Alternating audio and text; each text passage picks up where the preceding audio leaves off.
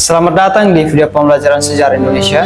Hari ini kita akan menelusuri momen penting yang menjadi titik balik bagi bangsa kita, yaitu Proklamasi Kemerdekaan Indonesia pada tanggal 17 Agustus 1945. Proklamasi ini bukan sekedar pernyataan politik, melainkan simbol perjuangan panjang, pengorbanan, dan harapan yang dimiliki oleh seluruh rakyat Indonesia. Dalam video ini, kita akan membahas dari latar belakang hingga proses, dampak, dan proklamasi tersebut. Mari kita mulai perjalanan sejarah ini dengan memahami arti penting dari proklamasi kemerdekaan bagi bangsa Indonesia.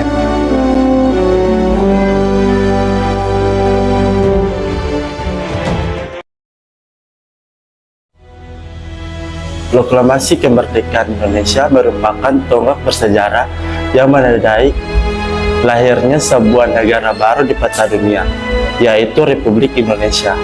Pernyataan yang dibacakan oleh Ir. Soekarno pada tanggal 17 Agustus 1945 menyatakan bahwa bangsa Indonesia secara resmi telah memutuskan untuk bebas dari segala bentuk penjajahan. Secara historis, momen ini adalah puncak dari perjuangan panjang yang melibatkan berbagai lapisan masyarakat dan generasi.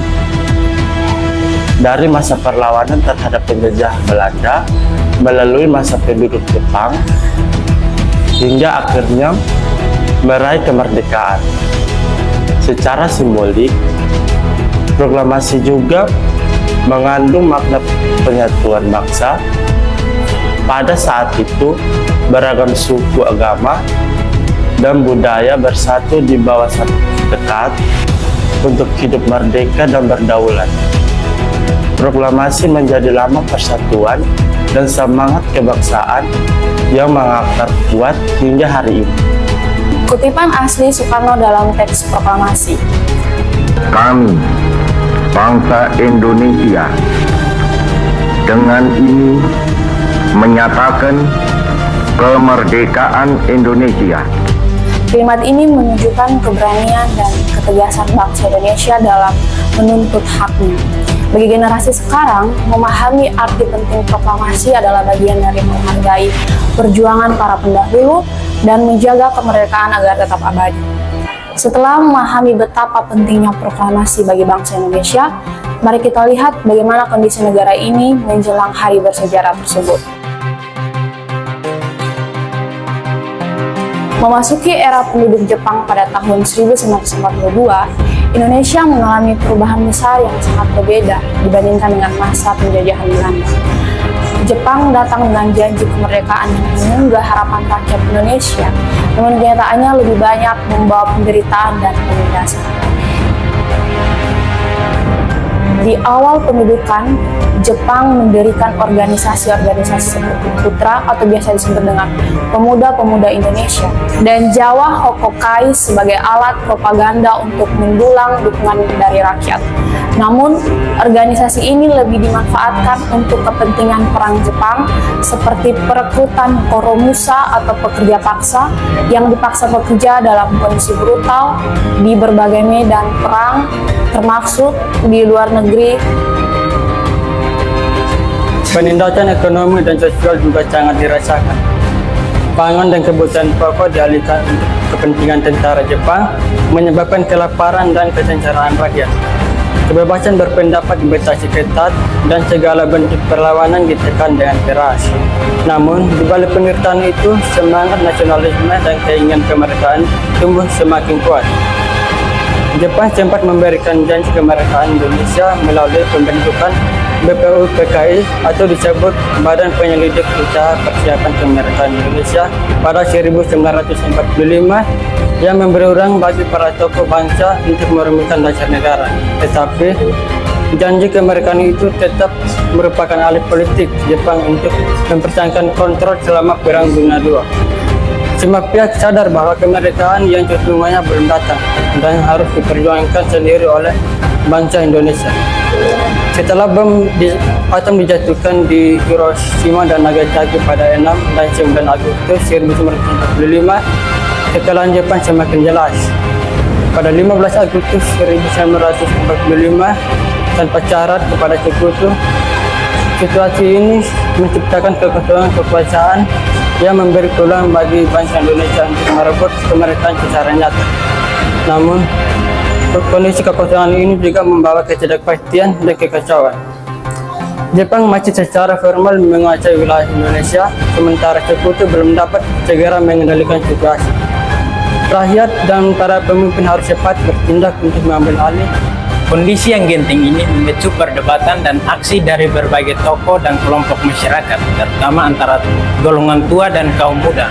Mari kita telusuri peran mereka dalam proses menuju proklamasi. Perjuangan kemerdekaan ini tidak lepas dari peran para tokoh nasional dan kaum muda yang memiliki semangat juang yang luar biasa. Pada masa itu, terdapat perbedaan pandangan yang signifikan antara golongan tua dan golongan muda. Golongan tua seperti Insinyur Soekarno dan DRS Muhammad Hatta lebih berhati-hati memperhitungkan aspek diplomasi serta keadaan internasional sebelum memutuskan untuk memproklamasikan kemerdekaan. Mereka ingin memastikan bahwa kemerdekaan tidak hanya formal, tetapi juga dapat diterima oleh dunia internasional. Sementara itu, kaum muda merasa waktu sudah sangat mendesak. Mereka ingin kemerdekaan segera diumumkan tanpa menunggu keputusan Jepang atau negara lain. Tekanan ini mencapai puncaknya pada tanggal 16 Agustus 1945 melalui peristiwa bersejarah yang dikenal dengan nama peristiwa Rengas Dengklok. Pemuda menculik Soekarno dan Hatta ke Rengas Dengklok dengan tujuan melindungi mereka dari pengaruh Jepang dan memaksa agar proklamasi segera dilaksanakan. Ini menunjukkan betapa kuatnya semangat dan tekad kaum muda untuk mewujudkan kemerdekaan. Kutipan asli Soekarno-Hatta. Saya tidak mau proklamasi kemerdekaan Indonesia ini menjadi hadiah dari Jepang. Kutipan ini menggambarkan sikap tegas bahwa kemerdekaan harus datang dari kehendak bangsa sendiri, bukan sebagai pemberian dari penjajahan yang sedang kalah. Peran golongan muda ini di sini sangat krusial karena mereka memaksa percepatan keputusan, sementara golongan tua memastikan kemerdekaan tersebut dapat dipertanggungjawabkan secara internasional. Setelah terjadi pertemuan dan kesepakatan antara para tokoh, langkah berikutnya adalah menyusun teks proklamasi yang dibicarakan pada hari berikutnya. Malam tanggal 16 Agustus 1945 menjadi saksi proses penting di rumah Laksamana Maeda, seorang perwira Jepang yang memberikan pengetahuan bagi para tokoh nasional. Di sanalah Insinyur Soekarno, Dr. Andes Muhammad Hatta, dan Ahmad Subarjo berkumpul untuk menyusun teks proklamasi. Awalnya, Soekarno mulai menuliskan draft teks proklamasi secara sederhana, namun penuh makna. Dalam diskusi intensif, mereka memilih kata-kata yang tegas dan jelas untuk menyatakan kemerdekaan tanpa ambiguitas. Selain Soekarno, Hatta berperan dalam memberikan masukan agar teks tersebut mencerminkan sikap bangsa Indonesia yang mandiri dan bertanggung jawab. Ahmad Subarjo membantu mengatur jalannya diskusi dan mempersiapkan strategi penyebaran berita kemerdekaan. Sayuti Milik, seorang tokoh muda yang juga hadir, diberi tugas penting untuk mengetik naskah proklamasi tersebut. Dengan ketelitian dan rasa hormat yang mendalam, Sayuti Milik mengetik teks tersebut menggunakan mesin tik, memastikan semua kata tercetak dengan sempurna. Kutipan Sayuti Milik secara naratif, Sayuti Milik merasakan betapa besar tanggung jawab yang dipikulnya saat mengetik naskah yang akan mengubah sejarah bangsa. Proses penyusunan teks ini berjalan cepat, penuh ketegangan, tetapi juga penuh semangat. Mereka sadar bahwa setiap kata yang tertulis adalah saksi dari perjuangan dan harapan bangsa Indonesia. Naskah proklamasi yang selesai kemudian siap dibacakan keesokan paginya, menjadi jembatan menuju kemerdekaan yang diidam-idamkan.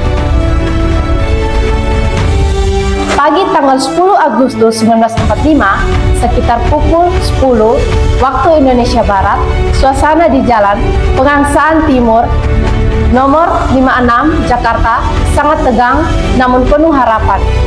Insinyur Soekarno berdiri di halaman rumahnya mengenakan baju putih khasnya dan didampingi oleh Dr. Andes Muhammad Hatta dan para tokoh nasional lainnya. Di hadapan sekitar 500 orang yang terdiri dari tokoh bangsa, warga sekitar, dan para wartawan, Soekarno mulai membacakan teks proklamasi dengan suara lantang dan penuh keyakinan.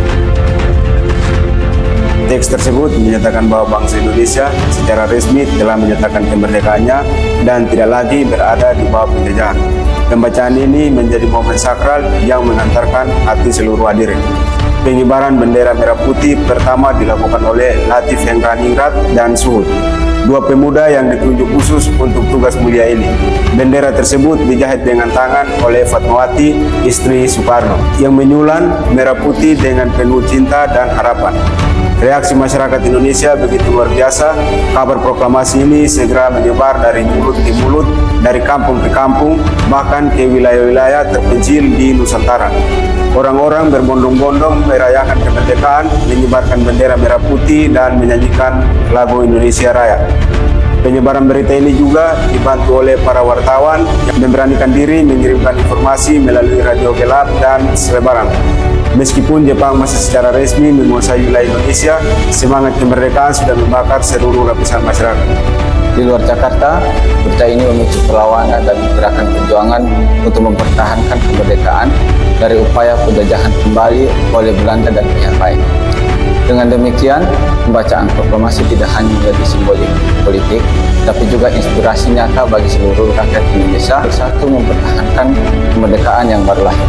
Proklamasi 17 Agustus 1945 menandai awal kemerdekaan Indonesia, tapi juga awal dari perjuangan mempertahankan kemerdekaan itu sendiri. Diplomasi, perjuangan fisik, dan pengorbanan terus berlanjut demi mempertahankan kedaulatan bangsa. Sebagai generasi penerus, kita harus memiliki tanggung jawab untuk selalu mengenang dan menghargai perjuangan para pahlawan, serta menjaga persatuan dan kedaulatan bangsa. Semoga materi ini dapat menumbuhkan kesadaran sejarah dan rasa cinta tanah air yang mendalam. Proklamasi. Kami, bangsa Indonesia, dengan ini menyatakan kemerdekaan Indonesia. Hal-hal yang mengenai pemindahan kekuasaan dan lain-lain diselenggarakan dengan cara saksama dan dalam tempo yang setingkat-tingkatnya. Jakarta, 17 Agustus 1945, atas nama bangsa Indonesia, Soekarno, Hatta.